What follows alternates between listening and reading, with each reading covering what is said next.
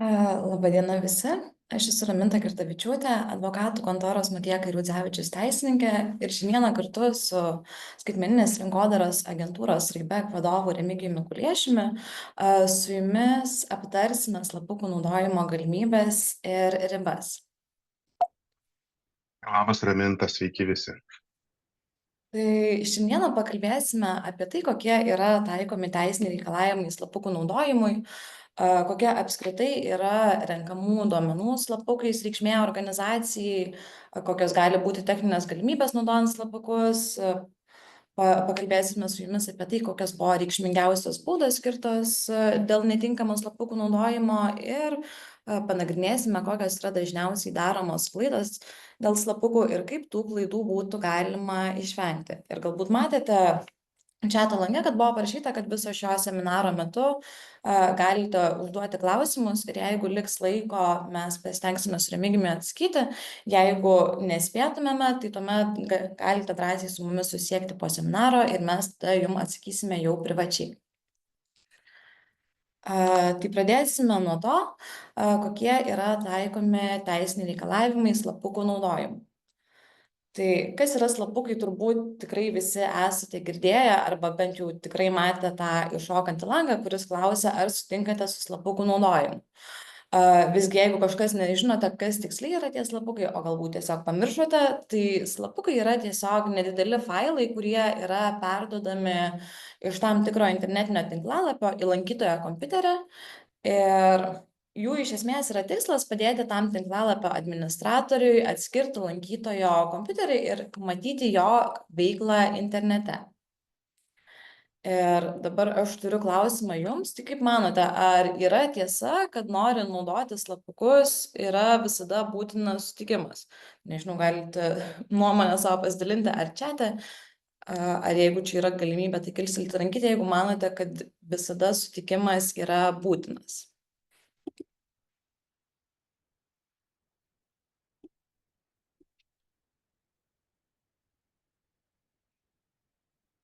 Tai nežinau, ar žinote ar ne, bet visgi sutikimas visada nėra būtinas.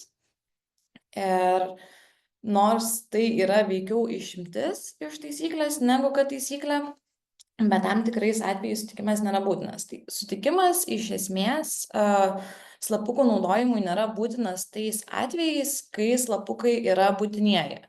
Slapukai yra būtinieji tada, kai be jų iš esmės internetinė svetainė net negalėtų funkcionuoti. Tai pavyzdžiui, jeigu jūs turite internetinę parduotuvę ir toje internetinėje parduotuvėje asmuo susideda prekes į krepšelį, tai jūs privalote įdiegti kažkokius tai slapukus, kad tie slapukai užfiksuotų, kokias prekes naudotojas įsidėjo į savo krepšelį ir tada, kad atitinkamai jam jau nuėjus apmokėti už tas prekes, kad tas krepšelis būtų suformuotas.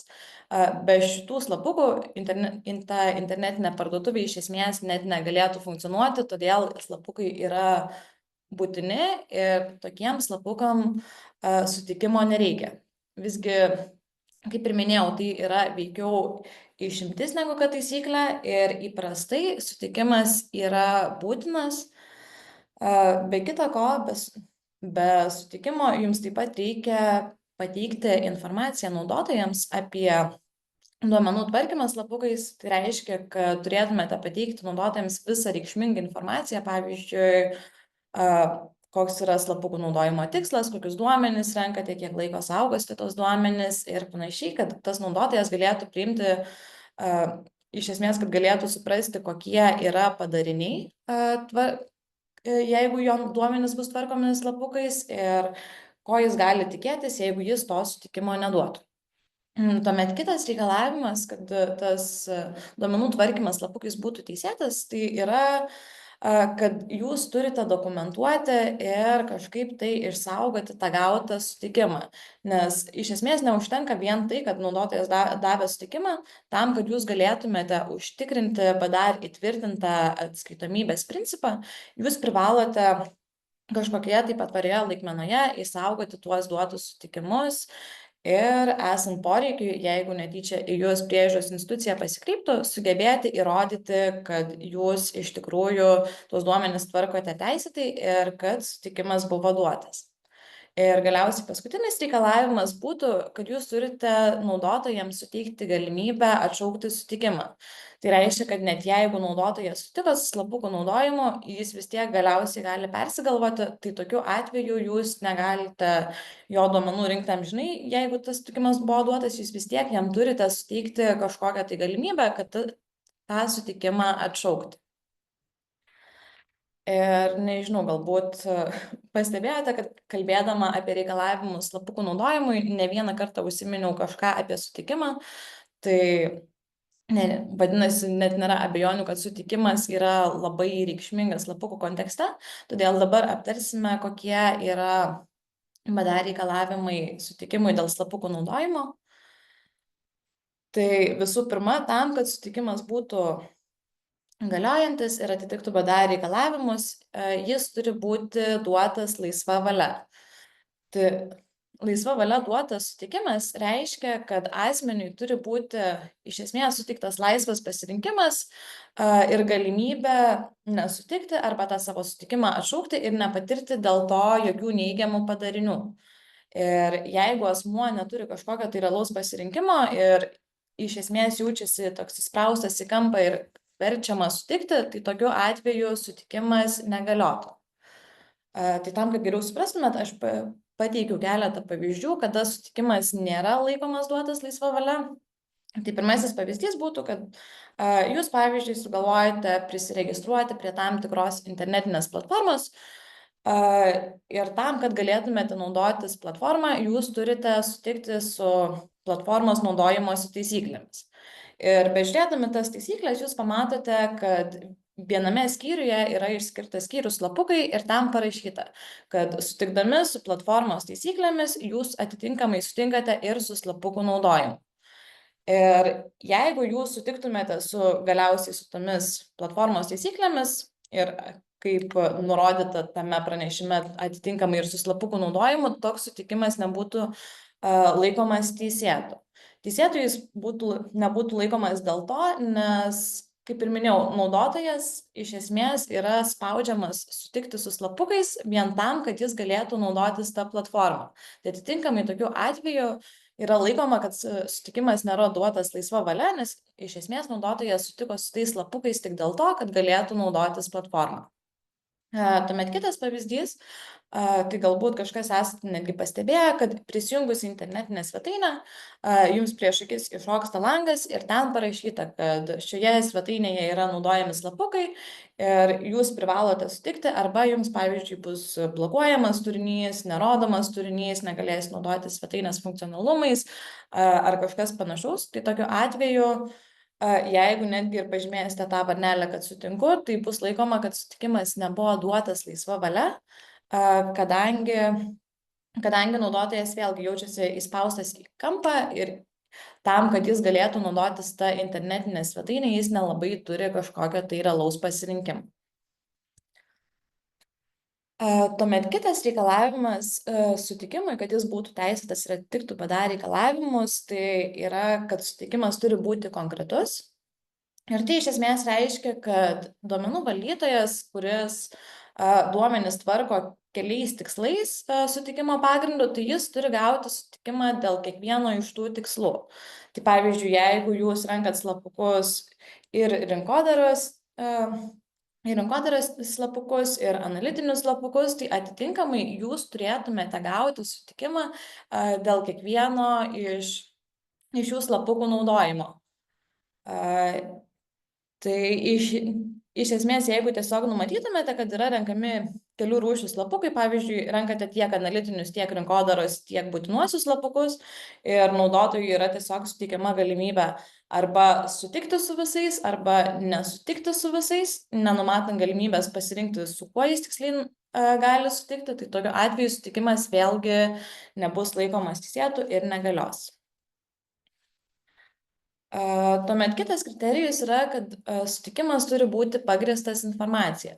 Tai kaip jau buvau užsiminusi, prieš gaunant naudotojo sutikimą, jūs privalote iš esmės naudotojui pateikti visą reikšmingą informaciją, kuri galėtų padėti tam naudotojui priimti informaciją pagrįstus sprendimus, suprasti, su kuo jis sutinka ir esant poreikiui pasinaudoti savo teisę atšaukti tą duotą sutikimą. Tai iš esmės, kaip ta reikšminga informacija galėtų būti, kurią turėtumėte pateikti naudotojui, būtų duomenų valdytojo tapatybė, duomenų tvarkymo tikslai, informacija apie tai, kokie duomenys bus tvarkomi, jeigu, pavyzdžiui, slapukais persistumėte duomenis už ES ribų, tai reikėtų pateikti informaciją apie duomenų perdavimo riziką ir kokias priemonės saugumo taikysite, ir galiausiai turėtumėte informuoti duomenų subjektą, kad jis turi teisę atšaukti tą savo duotą sutikimą. Ir galiausiai paskutinis kriterijus, kuris yra taikomas sutikimui, tai iš esmės sutikimas turi būti nedviprasmiškas valios išreiškimas. Ir tai reiškia, kad sutikimas turi būti duodamas kažkokiu tai aktyviu veiksmu ar pareiškimu. Ir tai, jeigu naudotojas nieko nedarė, kad nesutiktų, tai iš esmės nėra laikomas sutikimu. Pavyzdžiui, tolesnis naudojimas internetinė svetainė nebūtų laikomas tinkamu sutikimu. Šiuo atveju, kad sutikimas galiotų, reikėtų, kad, nežinau, naudotojas, pavyzdžiui, aktyviai pažymėtų kažkokią tai iš anksto nepažymėtą varnelę, kad sutinka, ir tokiu atveju būtų laikoma, kad jis kažkaip tai aktyviai išreiškia tą savo sutikimą ir tokiu atveju sutikimas galiotų. Tai iš esmės čia būtų pagrindiniai reikalavimai slapukų naudojimui, bet visgi, kad ir kaip gali dabar skambėti šitie visi reikalavimai aiškiai, praktikoje vis tiek pasitaiko įvairių klaidų, tai dabar aptarsime, kokios baudos buvo skirtos už slapukų naudojimą. Ir iš karto noriu paminėti, kad čia nebus top 5 didžiausias baudos, čia tiesiog bus baudos, kurios yra ganėtinai reikšmingos ir skiriasi savo pažeidimų prasme. Tai, žinokit, gali būti tiek didesnių, tiek mažesnių, bet kadangi nenorėjau kartotis, tai yra tiesiog iš esmės skirtas baudos, kuriomis buvo kažkas naujo pasakyta. Tai pirmoji bauda, kurią noriu su jumis aptarti, yra Google skirta 150 milijonų eurų bauda. Ir bauda buvo skirta dėl to, nes bendrovė nesuteikė naudotojams galimybės lengvai atsisakyti slapukų. Ir galbūt nuskambės netgi juokingai, bet iš esmės bauda buvo skirta dėl to, kad naudotojas, norėdamas sutikti su slapukais, turėjo paspausti tik tais vieną mygtuką, tuo tarpu, norėdamas atsisakyti slapukų, jis turėjo paspausti kelis mygtukus. Ir iš esmės tie keli mygtukai kainavo Google 150 milijonų eurų. Ir tai iš esmės priežiūros institucija pasakė, kad atsisakyti slapukų turėtų būti taip pat lengva, kaip ir juos priimti. Tai reiškia, kad jeigu naudotojui tiesiog, kad sutiktų su slapukais, užtenka pažymėti varnelę, pasirinkti slapukus ir pažymėti varnelę, kad sutinka, tai atitinkamai jam panašių būdų turėtų būti suteikiama ir galimybė atsisakyti tų slapukų. Nes ganėtinai dažnai pasitaiko praktikoje, kad įmonės tiesiog naudotojai sutikus su slapuku, tuos slapukus kažkur paslepia, kažkur nuėjus į taisyklių kažkokią tai skyrių, gali rasti, kad čia rasite instrukciją, kaip atsisakyti slapukų, paspaudus ant tos instrukcijos jūs esate nukreipiami į dar kitą internetinį puslapį, tame dar kitame internetinėme puslapyje pateikta instrukcija, kaip pakeisti savo nustatymus ir iš esmės tada jau pakeitus nustatymus, perprogramavus kompiuterį, tada jau slapukai išsitrintų. Tai iš esmės priežiūros institucija pasakė, kad taip negalite daryti, kadangi yra labai tikėtina, kad po jau antro žingsnio, kai naudotojas yra kažkur į kitą tą tinklalapį nukreipiamas, kad jis tiesiog pasiduos ir sakys, man tegul renka tos duomenis ir tegul palieka tuos slapukus, nes tiesiog tingės, nenorės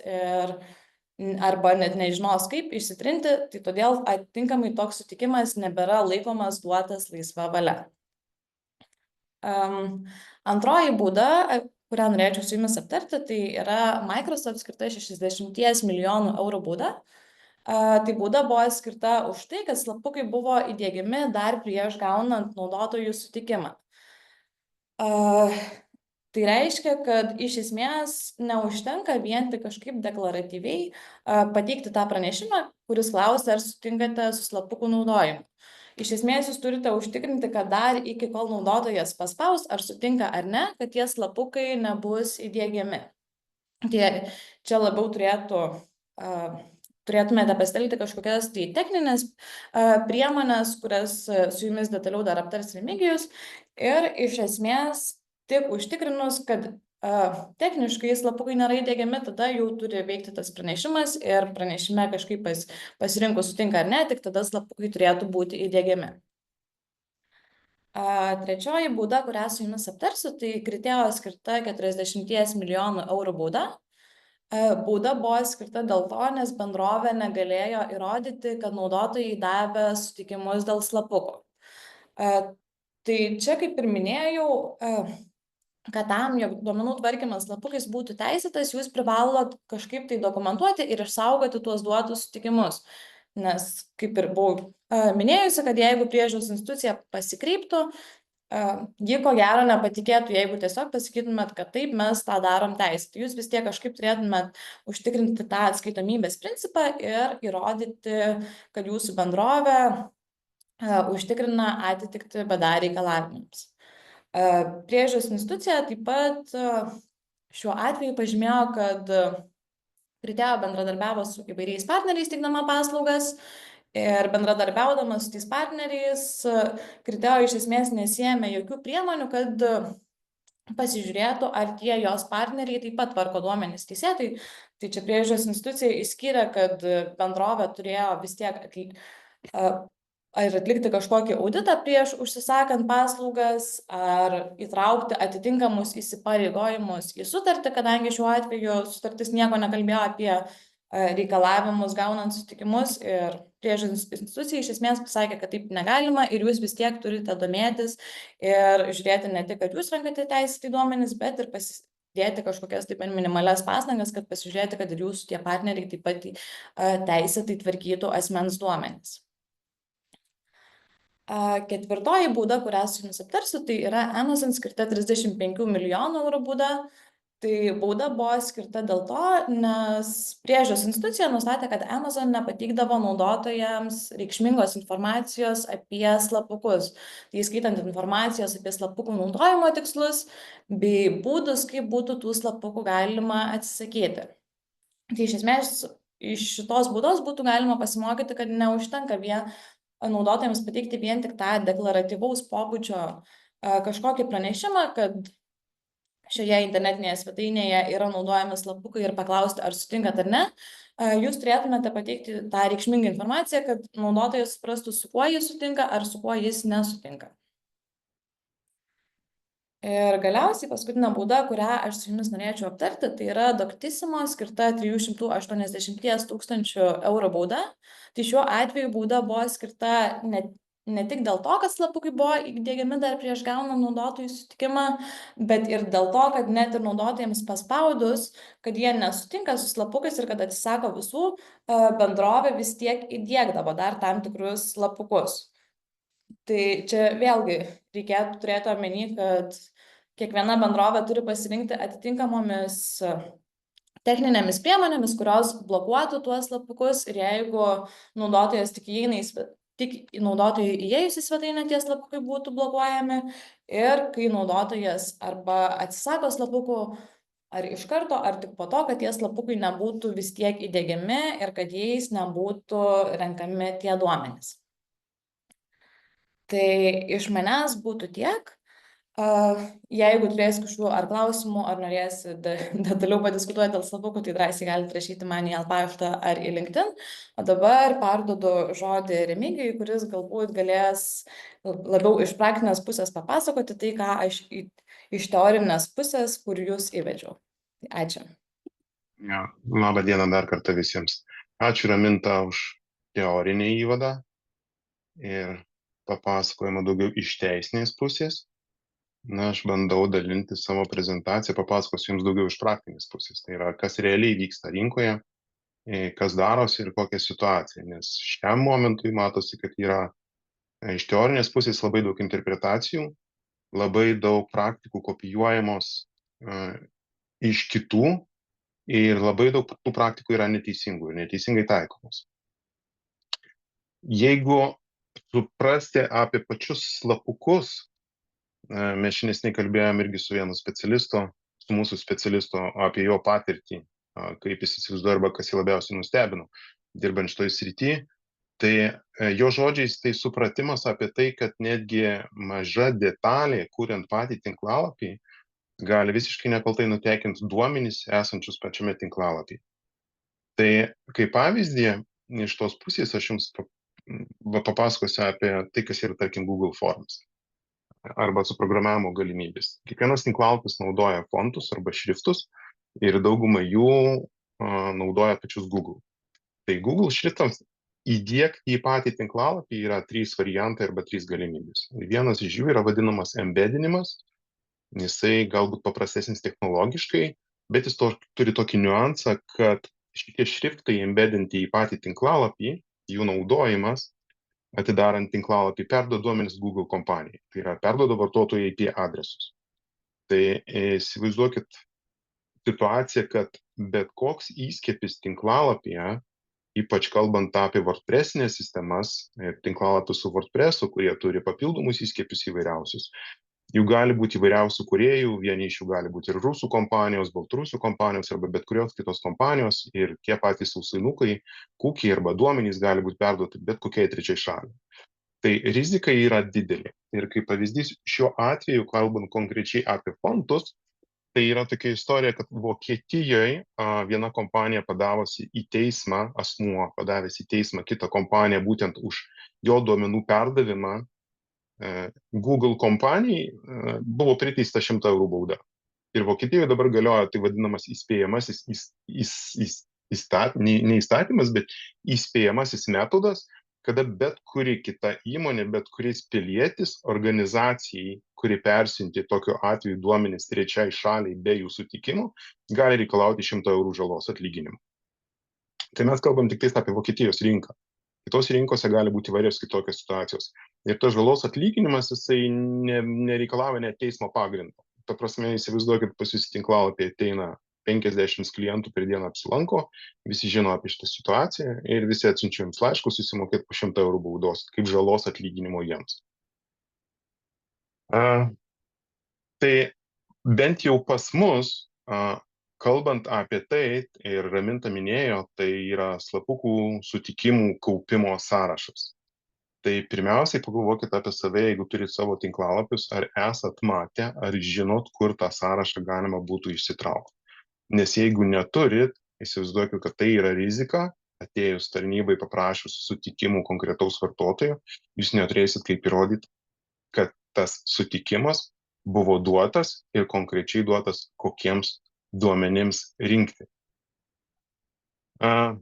Dabar toliau kalbant apie slapukus, įsivaizduokit, kad mes kalbam čia ne tik tais apie teisinį reglamentą, bet aš noriu paminėti ir visą ekosistemą, kuri egzistuoja daugumai kitų organizacijų. Čia ieškojau duomenų statistikos paskutinių metų arba paskutinių mėnesių neradau, bet tai, ką radau, tai radau 21 metų informaciją internete, kad apie 83% visų reklaminių kampanijų Jungtinėse valstijose tuo metu buvo automatizuojamos ir naudojant dirbtinį intelektą. Dirbtinio intelekto pagrindas yra duomenys. Be duomenų dirbtinis intelektas nieko nepadarys. O duomenys, apie kurias mes kalbam, tai yra tie patys slapukai. Tai yra duomenys iš slapukų. Tai jeigu taip tiems, kurie dirba ir su reklaminiam kampanijom, kaip reklamomis Facebook tinkle, reklamomis Ads tinkle, reklamomis TikTok tinkle, arba dar kitose kažkokiose platformose, tai žinokit, kad jų veikimo sėkmė priklauso nuo tų duomenų, kurias pasiima šitos reklamos platformos į savo dirbtinį intelektą. Jeigu šie duomenys yra sugadinti, nepateikti, nekokybiški, atitinkamai kenčia pati rinkodara. Pagal slapukus arba šitą statistiką renkama informacija ir į kitas statistinės platformas. Tai yra, jeigu jūs rinkodarai, tarkim, naudojatės Google Analytica, priimant sprendimus rinkodarą, kaip ir ką daryti arba kaip taisyti patį tinklalapį, sugriuvus šitiem duomenimis, neteisingai priiminėsit sprendimus. Tai reikšmė šitai ekosistemai pačiai yra didelė. Dabar kitą faktą reiktų atkreipti dėmesį į tai, kad jeigu mes ir tinkamai valdom slapukų surinkimą, tai slapukų sutikimą duoda apytiksliai apie 60% vartotojų. Tai jeigu kalbam vėlgi tų pačių duomenų panaudojimą dirbtiniam intelektui, kuriam reikia kuo daugiau tikslesnių duomenų, kad jis tiksliau veiktų, čia jau atsiranda praradimai, kad tam tikrų duomenų kiekio negauna. Tai klausimas verslo ateityje didžiausias bus, kaip atitinkant BDR surinkti tinkamai kokybiškus duomenis, kad būtų galima vystyti tinklalapio atnaujinimo darbus, tinklalapio gerinimo darbus, reklaminės kampanijas ir kitus procesus. Dar viena statistika, kuri irgi yra jau įdomi ir ateina iš pasaulinių kompanijų, tai kad vartotojai vis labiau supranta apie duomenų reikšmingumą, duomenų ir pačių kompanijų pasitikėjimas. Tai yra realiai vartotojai, kurie mato, kad kompanijos sąžiningai naudojasi jų duomenimis, labiau ir dažniau sutinka pirkti iš tokių kompanijų, negu kompanijos, kurios manipuliuoja vartotojų duomenimis. Tai šita tendencija išliks ateityje ir jinai tik tai stiprės ir tokie vartotojai sutinka netgi sumokėti didesnę kainą už to. Aš vėliau perėsiu prie praktinių pavyzdžių, kas yra Lietuvoje ir keista kol kas, bet tai tikriausiai greitai bus išgyvendinta, kad kai kurios kompanijos naudojasi tuo metodu, kad lyg tai ir renka duomenys pagal sutikimą, bet šiaip kaip pavyzdį parodysiu, kad renkami yra visi duomenys, nepriklausomai nuo to vartotojas, ką sutinka, kad arba duoda ar neduoda teisę rinkti tus duomenys. Taip. Bet dabar konkrečiai apie tos pačius slapukus arba slapukų rinkimą, apie ką kalbėjo Raminta iš teisinės pusės ir teorinės pusės, pasitikrinkit pas save ir savo tinklalapiuose, kaip yra iš tikrųjų. Čia yra vienas iš pavyzdžių, kuris neatitinka realiai teisinių reikalavimų, kaip Raminta minėjo, kad iš principo yra renkamas tik tais sutikimas, kad sutinku, nes kitų metodų nėra sudaryta galimybė atsisakyti pačių duomenų rinkimo, plus dar vienas labai grubus pažeidimas. Jeigu norėsit, sugalvosit pasitikrinti realiai, buvo klausimas, mačiau, kaip pasitikrinti, kokius slapukus renka pats tinklalapis. Tai Google Chrome turi tokią įskiepį kaip Developer Tools.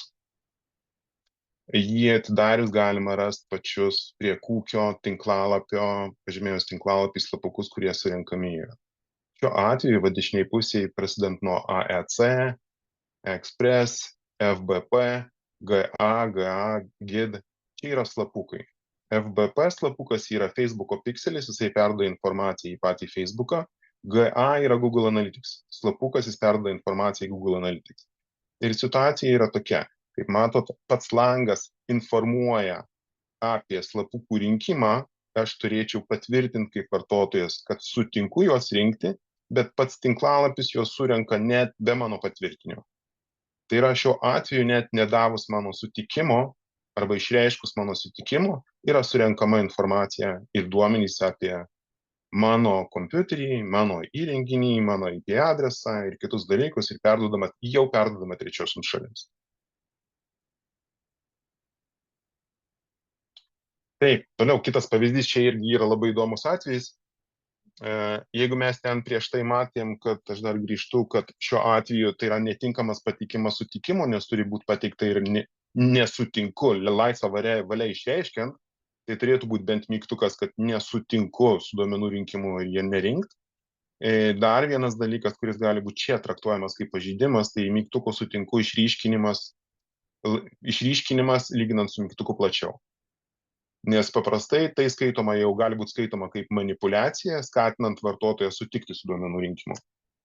Perinant čia, mygtukas yra vienas sutinku, kaip pažeidimo ir nėra, pažymėti tik tais būtinieji, tai pagal nutylėjimą vartotojas sutinka su būtinaisiais, o kaip žinom, būtinųjų slapukų rinkimui nebūtinas yra sutikimas.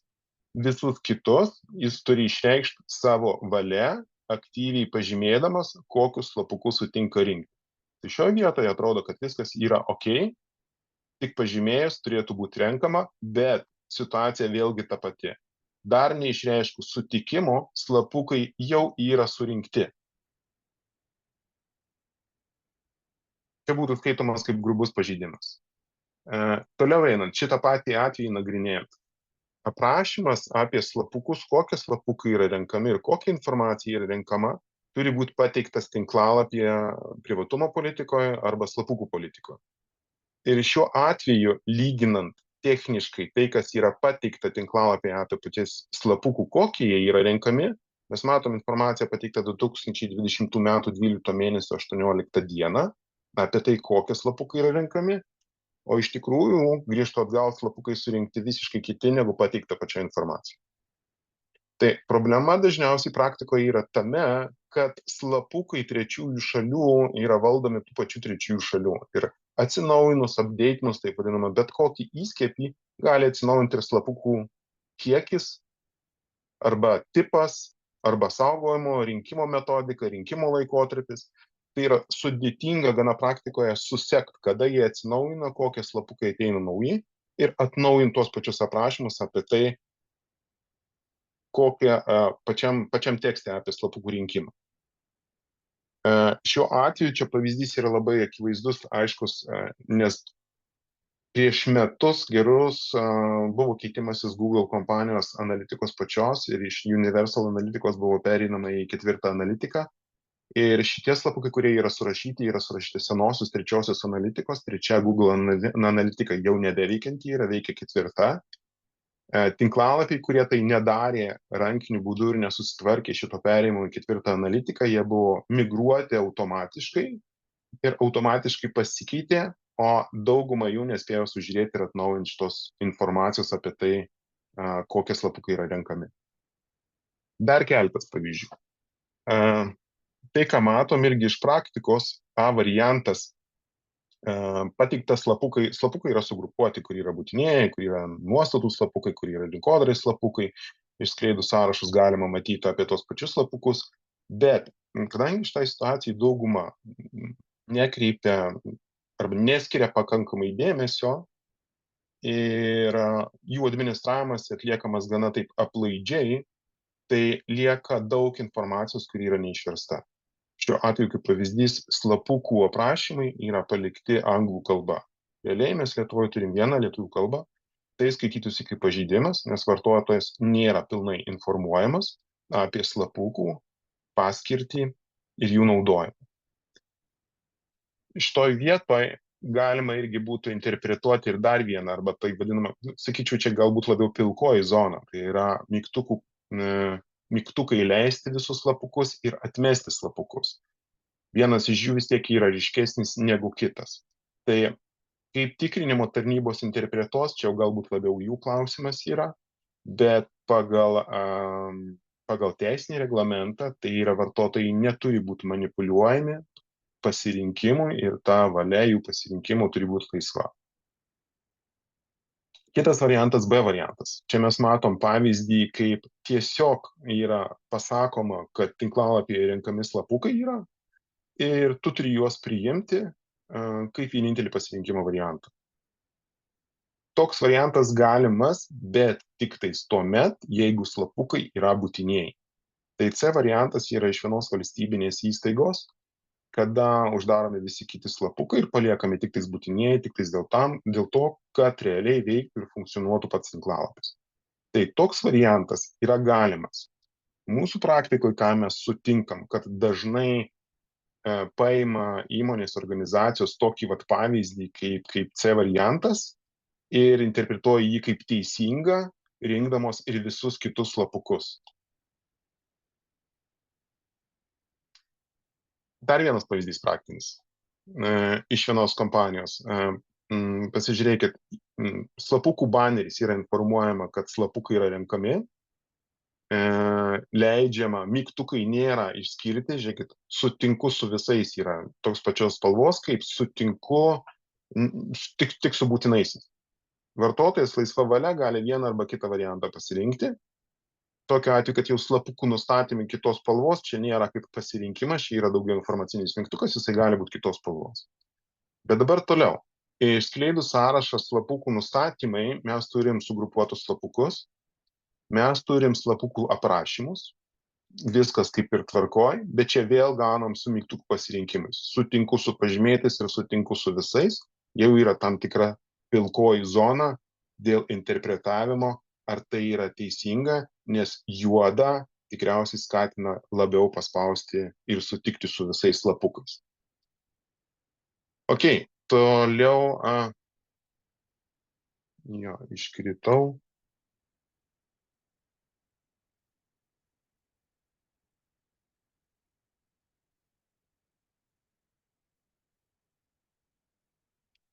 Iš skaidrės grįžtam. Toliau situacija tokia. Jeigu šiuo atveju išskleisim detaliau kaip slapukų tipai, mes vėl gaunam tai, kad patys slapukai arba slapukų aprašymai, kur yra paskirtis jų, jinai yra neišversta į lietuvių kalbą. Dažniausiai tokius atvejus įtakoja arba aplaidumas, arba dėmesio stoka, arba kažkokie tai procesai organizacijoje, kurie neužtikrina tvarkingo slapukų tvarkymo. Toliau, sprendimo būdai. Jeigu kalbėtumėm dabar apie sprendimus, kurie padeda ir kurie padėtų palengvintų administruoti tokius slapukus, tai atsiranda naujas vadinamos SaaS programinės įrangos kaip CMP, tai yra Consent Management Platform arba slapukų valdymo platformos, kurios ženkliai palengvina pačius procesus.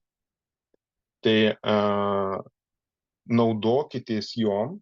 Mes per 2 metus bandėm daugiau negu 10 įvairiausių platformų, atsirinkom mums patogiausią arba dažniausiai tinkantį rinkoje vieniems ar kitiems atvejams, bet jų skaičius tikrai yra. Tai trumpai pristatysiu apie platformas. CMP pačios platformos turi net sertifikaciją Google kompanijoje. Ir čia yra adresas, kur galite rasti taip vadinamas sertifikuotas CMP platformas, Google sertifikuotas CMP platformas. Jų yra apie 32 pasaulinės. Prie ko Google? Nes Google irgi rūpinasi ir prižiūri, kad surinkti duomenys, slapukai, naudojami reklaminėse kampanijose, jų būtų surinkti teisėtai.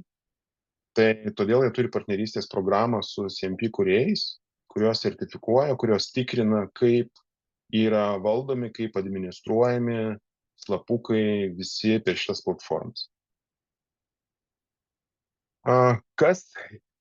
Ką reiktų pastebėti, jeigu renkantis pačią CMP platformą?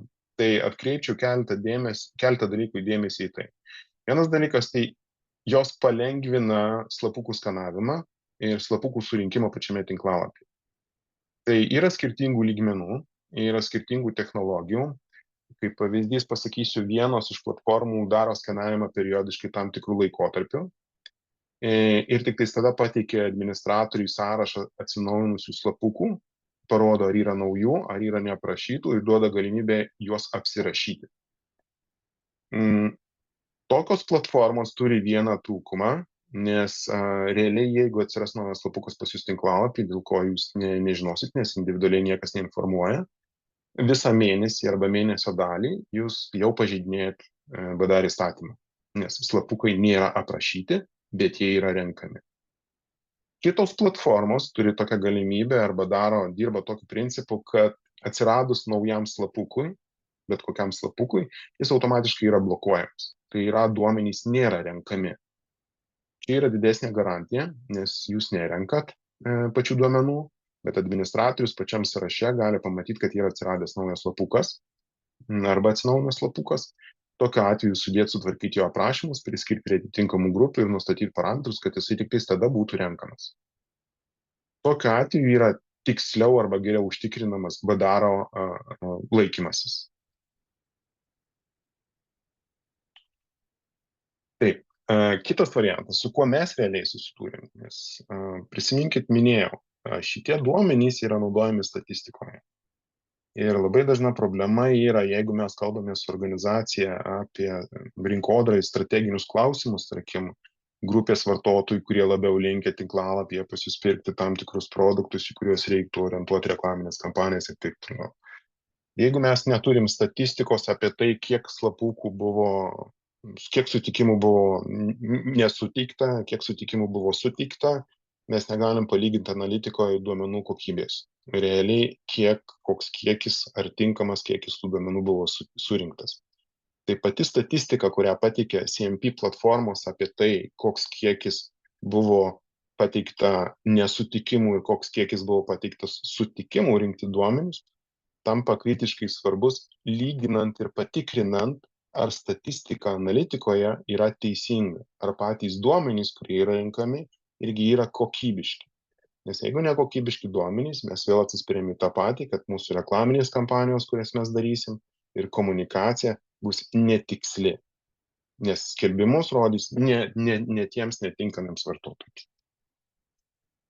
Toliau, reiktų atkreipti dėmesį ir į tai, kad skirtingose regionuose taikomi skirtingi reikalavimai. Tai jeigu jūsų kompanija turi tinklalapį, prekiauja ir JAV rinkoje, Vokietijos rinkoje, Lietuvos rinkoje, tai gerai būtų turėti galimybę taikyti skirtingus reikalavimus rinkoms ir šiuo atveju turėti testavimui, galimybę testavimui, A/B testavimui, kad bandant ieškoti sprendimų, tarkim, dėl to paties sutikimo banerio, atrastumėt galimybę surinkti daugiau duomenų su sutikimais. Nes, kaip minėjau, jie svarbus yra daug kur. Ir statistikoje, ir sprendimuose priiminėjose, ir reklaminių kampanijų kokybė. Čia apie geografinį regioną. Dabar taip, dar yra toks vienas iš niuansų, kalbant apie pačias platformas arba galimybės, yra CMP platformų, kurios yra tinkančios vienam tinklalapiui. Tai yra, jeigu turit mažą tinklalapį, nedidelį tinklalapiuką, kaip pavyzdys puikiai tiktų user-centrico cookie botas, tokių mačiau bent jau pagal tai, ką matau rinkoje, yra didžiausias kiekis naudojamas, jo, bet cookie botas tinka tik tais vienam. Antras variantas yra iš user-centrico kitas produktas, kuris gali konsentą, sutikimą vartotojų valdyti per skirtingas platformas. Tai čia labiau tinka organizacijoms, kurios turi keletą taškų, tokių, sakykime, su kuriais naudojasi vartotojai. Tai jeigu jūs turit tinklalapį, papildomai turit savitarnos sistemas ir jeigu turit aplikacijas, tai viena CMP platforma leidžia valdyti vieno vartotojo sutikimą per visas platformas. Ir užtenka tinklalapį atėjus pirmą kartą vartotojui davusiam sutikimą rinkti duomenys, tas sutikimas yra patvirtinamas rinkti visose platformose. Ką tai duoda? Jeigu kalbant tiesiogiai, įsivaizduokit taip. Tas pats vartotojas ateina į tinklalapį, jau turi prašyti sutikimą. Jisai gali duoti, gali neduoti. Atėjo tas pats vartotojas į savitarnos sistemą, jau turit prašyti sutikimą. Vartotojas gali duoti, gali neduoti. Atėjo tas pats vartotojas į aplikaciją, lygiai taip pat jau turit prašyti sutikimo ir jis gali jį duoti arba neduoti. Bet realiai jūsų visoje analitikoje šitas pats vartotojas tampa 3 vartotojais. Tai yra 3 skirtingais visiškai žmonėmis, nors yra tas pats asmuo. Dabar kas vyksta toliau? Jeigu tokie duomenys yra naudojami reklaminėse kampanijose, tai ten jis lygiai taip pat suprantamas kaip ne vienas, bet kaip 3 asmenys. Vieną konkretų tokį pavyzdį pasakysiu.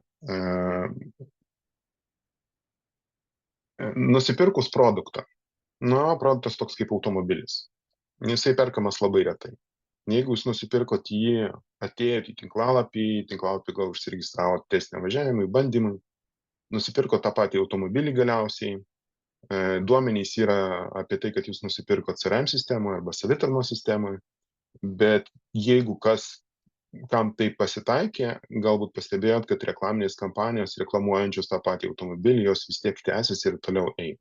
Kompanija parduodanti arba reklamuojanti tą automobilį toliau leidžia pinigus, biudžetus vartotojui, kuris realiai jau turi tą automobilį ir greičiausiai artimiausiu metu jo nebepirks.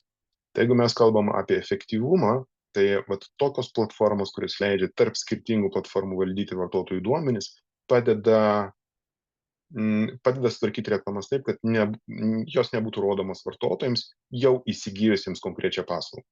Aš kalbu tą patį, tarkim, draudimo srityje, jeigu yra įsigijimas civilinės atsakomybės draudimas. Vartotojui įsigijus, jeigu jis identifikuotas reklaminės kampanijos, jį gali atpažinti ir jam jau neberodyti reklamos metus iki to momento, kad jam reikės vėl atsinaujinti civilinės atsakomybės draudimą. Iš šitų platformų CMP yra mokamų variantų ir yra nemokamų variantų. Nemokami variantai turi tam, tai yra supaprastinti smarkiai, daug rankinio darbo reikia ir priežiūro.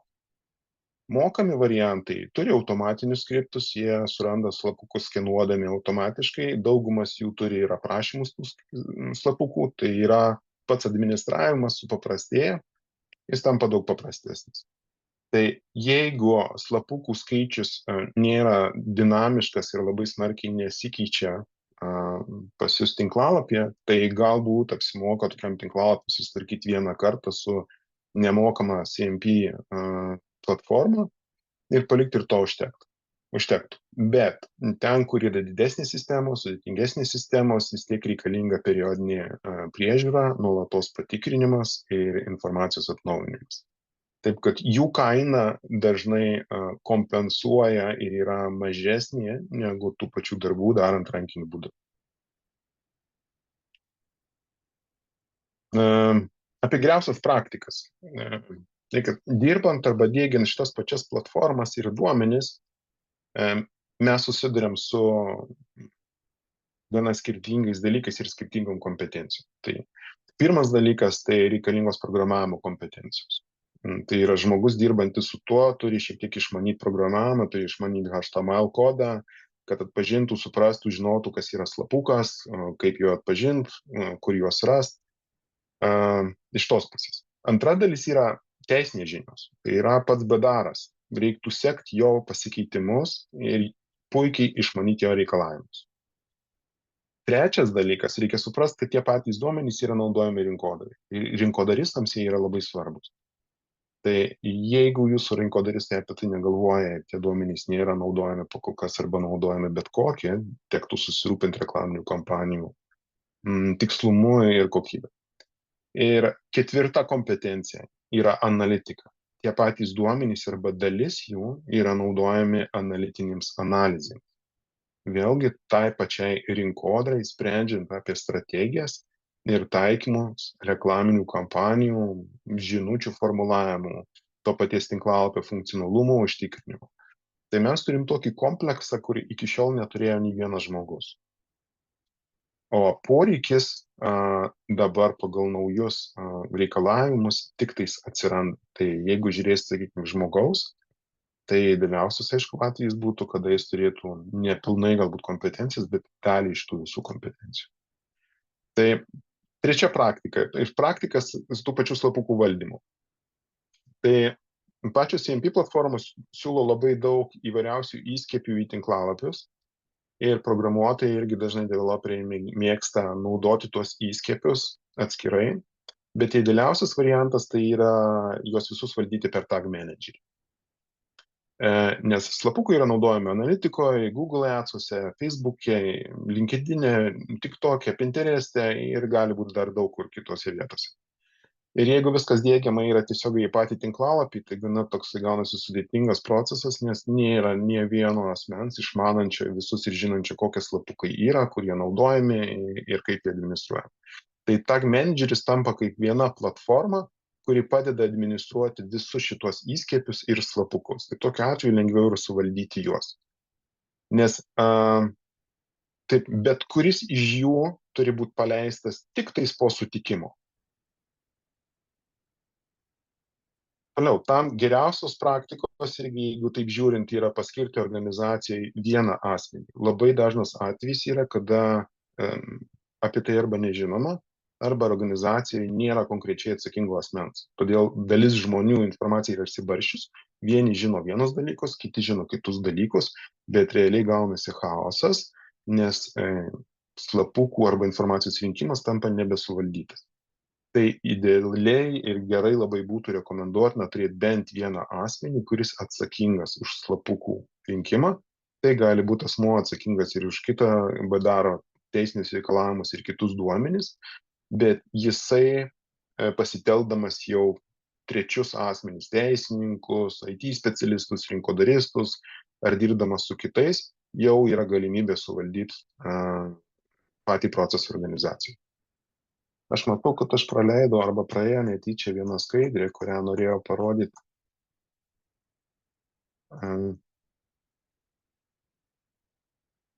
Jo, dėl paties supratimo apie tai, kiek tų slapukų gali būti. Tai yra grupė slapukų, kur tai yra funkcionalumui užtikrinti arba tinklalapiai. Čia taip vadinami būtinieji slapukai, kad veiktų tinklalapius. Bet toliau yra statistikės slapukai, kurie eina į statistiką ir analizės kaip Power BI įrankius, kurie eina į Looker studiją, kur naudojamas yra Hotjaras vartotojo analizė pačiame tinklalapyje, kurie eina į Google Analytiką. Tada yra rinkodaros slapukai, kurie eina į pačias Facebook'o, Google Ads'ų, Bing'o, TikTok'o platformas. Tie patys informacija apie įvykius arba apie užklausas eina į CRM sistemą. Tai gaunasi gana didelė ekosistema visos informacijos apsikeitimo tarpusavyje, kurią reikia suvaldyti. Ir tai nėra tik tais baneris, kur vartotojas duos sutikimą arba neduos sutikimo valdyti patiems slapukams.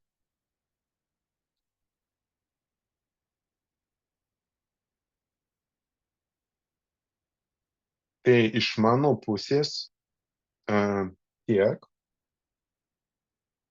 ką aš norėjau pasakyti ir paminėti. Jeigu taip pat kreipiant dėmesį, ką mes matom vis dėlto rinkoje, kad tokių vienokių ar kitokių klaidų, pažeidimų yra labai daug. Mes prieš kažkiek tai laiko su Raminta kalbėjomės apie tai, kad jie daro auditus ir tikrina įmonėje, kaip ar teisėtai ir tinkamai yra renkami duomenys. Ir bent jau tai, ką jinai paminėjo, kad aš supratau, tik tais 0,5% iš visų patikrinimų buvo rezultatai, kad viskas yra tinkamai sutvarkyta. Realiai 99,5% atvejų yra kažkur klaidų, yra neatitikimų ir yra pažeidimų. Ką pasinaudodamas laiku dar galėčiau pastebėti, ne viena CMP platforma siūlo nemokamą tinklalapio patikrinimą, ar tinkamai yra renkami slapukai. Tai mano rekomendacija nelabai tikėti tuo, nes jos labiau skirtos pritraukti vartotojų ir pardavimo proceso ir jos neturi tokių technologijų tinkamai patikrinti visko.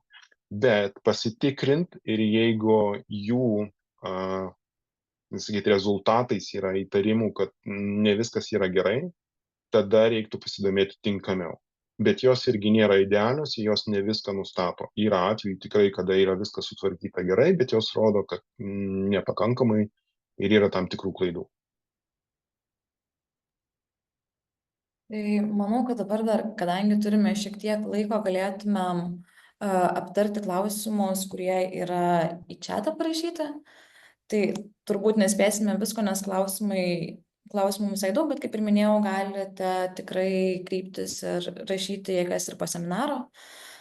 Tai vienas iš klausimų, kurį matau, tai ar turi būti pašalinti sukaupti duomenys po sutikimo atšaukimo. Tai su slapukais lygiai taip pat kaip ir su visais renkamais duomenimis, juos renkat, jūs turite nustatyti duomenų saugojimo terminus ir turite pažymėti, kiek laiko tie duomenys bus saugomi. Ir jeigu, pavyzdžiui, yra numatyta, kad tam tikru atveju duomenys yra saugomi iki, pavyzdžiui, sutikimo atšaukimo, tai tada po sutikimo atšaukimo tie duomenys turėtų atitinkamai būti sunaikinti.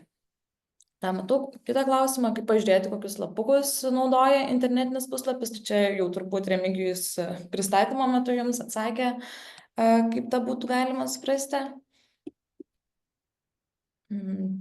Skaidrėmis pasidalinsime po seminaro.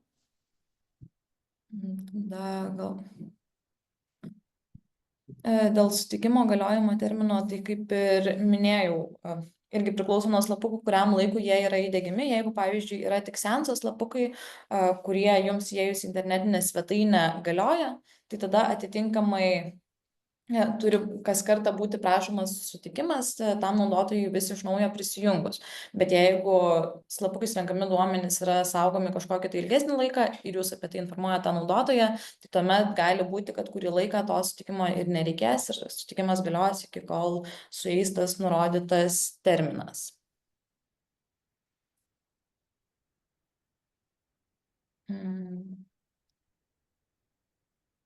Tada matau klausimą, yra begalės svetainių, kurios nesuteikia galimybės nesutikti su slapukais, tai vadinasi, jos yra PDR pažeidėjos. Tai atsakymas būtų taip, galbūt į slapukus dar ne visada yra žiūrima taip rimtai kaip į kitus PDR pažeidimus, nes dažnai atitinkamai ir tie duomenys galbūt nėra tokie, kaip čia pasakius, jautrus ar rimti, kurie yra renkami slapukais, todėl kartais būna, kad inspekcija pažiūri pro pirštus, bet iš esmės taip, jeigu jūs ar neprašote sutikimo, ar nepateikėte visos informacijos, ar renkate duomenis, įdėgėte slapukus dar prieš tą faktinį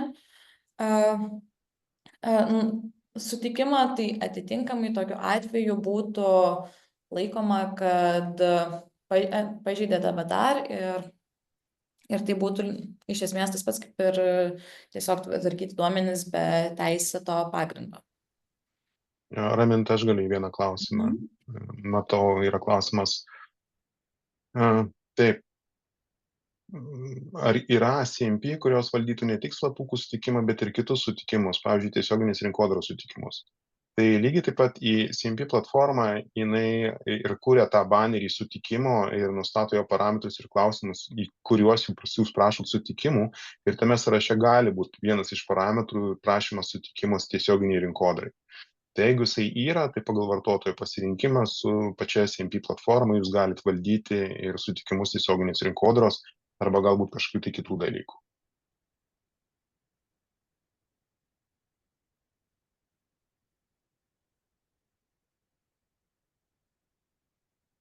Gal matai dar nužiūrėjai kokį klausimą, kurį galėtum atsakyti? Matau, ar teisė atsisakyti slapukų po to, kai sutikimas buvo duotas, turi būti įgyvendinta ir svetainėje paskyros neturintiems vartotojams. Tai atsakymas būtų taip. Jeigu jūs renkate slapukais renkate kažkokius tuos duomenis naudotojų, kurie net ir nėra užsiregistravę, tai jie atitinkamai irgi yra laikomi duomenų subjektais, net jeigu ir nėra užsiregistravę, tai jiems taip pat turėtumėte sudaryti galimybę atsisakyti tų slapukų. Ne, aš dabar matau vieną klausimą. Ką manote apie Cookiebot? Ar užtikrina visus reikalavimus? Šiaip Cookiebotas iš mūsų bandytų sistemų, vienam tinklalapį, jeigu taikant, jis vienas iš tokių lankstesnių, sakykime, ir kokybiškesnių, jis pakankamai gerai atpažįsta įvairiausius slapukus ir daugiau tų slapukų. Vienintelis galbūt niuansas būtų toksai, kad Cookiebotas, kaip sakau, yra iš tų platformų, kurios skenuoja slapukus tam tikrų periodų ir pateikia sąrašą, ar jie yra aprašyti, ar jie atsinaujino, ar yra naujų, ar dingo senų. Ir tokiu atveju periodiškai reikia sutikrinti ir atnaujinti tos pačius sąrašus, išimti tos slapukus arba juos blokuoti. Tai yra tas laikotarpis, kada jie veikia. Tai dabar dalis laikotarpio gali būti, kad tai pažeidimas, kiek tai žiūrės pačios tikrinimo tarnybos, koks tai yra grubumas to paties pažeidimo. Tai čia yra kitas klausimas, nes pati sistema vis dėlto dar tik tai vystosi. Tai daug klausimų yra dar neišspręsta. Tada aš matau, paskutinis klausimas, kurį turbūt jau atsakysiu bent jau aš, tai yra Rasos, kuri klausia, ar dėl būtinųjų slapukų reikia atlikti teisėtų interesų balanso testą. Tai čia šiuo atveju reikia turėti omeny, kad tam tikrais atvejais tie būtinieji slapukai, pavyzdžiui, kai duomenys yra renkami tam, kad, pavyzdžiui, būtų suformuojamas prekių krepšelis, tai net nebūtinai yra teisėto intereso pagrindu, tokiu atveju gali būti, kad ir sutarties vykdymas kaip teisinis pagrindas, tai tokiu atveju nereikėtų. O tuo atveju, jei būtinieji slapukai yra renkami teisėto intereso pagrindu, tai atitinkamai tada turėtų duomenų valdytojas vertinti, ar tas duomenų tvarkymas nepažeidžia duomenų subjekto interesų. Matau vieną irgi, kokie slapukai skaitomi būtinieji, kuriems sutikimo nereikia. Neatsakinėjai šitą klausimą, Raminta? Kokie slapukai skaitosi būtinieji, kuriems sutikimo nereikia? Nespėjau šitą. Na, aš taip pasakysiu, čia gana irgi subjektyvus vertinimas, nes žmonės yra skirtingi ir gali vertinti tos slapukus kitaip. Bet paprasta logika yra tokia. Jeigu be to slapuko negali tinkamai veikti tinklalapis, pats jisai yra būtinas. Jeigu gali veikti tinklalapis, jis yra perteklinis ir nebūtinas. Tai nežinau, kaip matau, jau mūsų laikas į pabaigą ir šiek tiek pasibaigęs, tai manau, kad galbūt seminarą jau reikėtų pabaigti. Kaip ir minėjau, jeigu turite klausimų, galite parašyti tiek Remigijui, tiek man ir mes jūs mielai konsultuosime ir padiskutuosime. Tai norėčiau padėkoti labai visiems prisijungusiems, uždavusiems klausimus ir tikiuosi, kad kažką naujo pasiėmėte iš šio seminaro ir supratote ne tik iš teisinės pusės, bet ir iš praktinės, kaip turėtų būti šie reikalavimai įgyvendinti. Dar kartą labai ačiū ir iki. Jo. Ačiū, Raminta, ačiū visiems, iki.